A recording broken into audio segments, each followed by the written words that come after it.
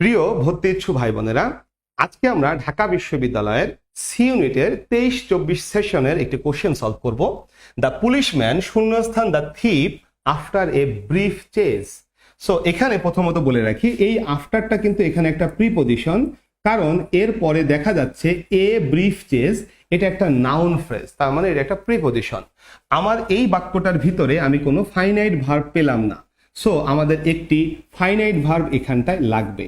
এখন এই finite verb যদি লাগে তাহলে অপশনগুলোর ভিতরে তাকিয়ে দেখলাম এইটা কিন্তু একটি নন ফাইনাইট ভার্ব, আমরা অবশ্যই এটিকে উত্তর করতে পারি না, অর্থাৎ অপশন ডি কে প্রথমেই বাদ দিয়ে দিলাম। এখন বাকিগুলোর ভিতরে কোনটাকে নিব?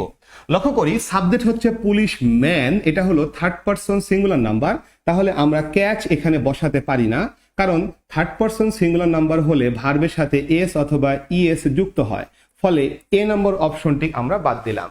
এখন কট হবে নাকি ইজ কট হবে? এখন যদি আমি ইজ কট দেই, এটা প্যাসিভ ভয়েস, তার মানে পুলিশ কিন্তু কাউকে ধরেনি, পুলিশকে ধরা হয়েছে।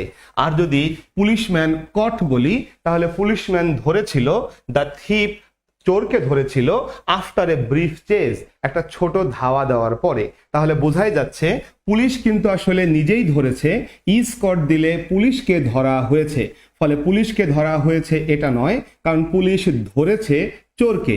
অর্থাৎ সহজ ভাষায় বললে এই বাক্যটি অ্যাক্টিভ ভয়েসে হবে, আর সেই কারণে সঠিক উত্তর হবে কট।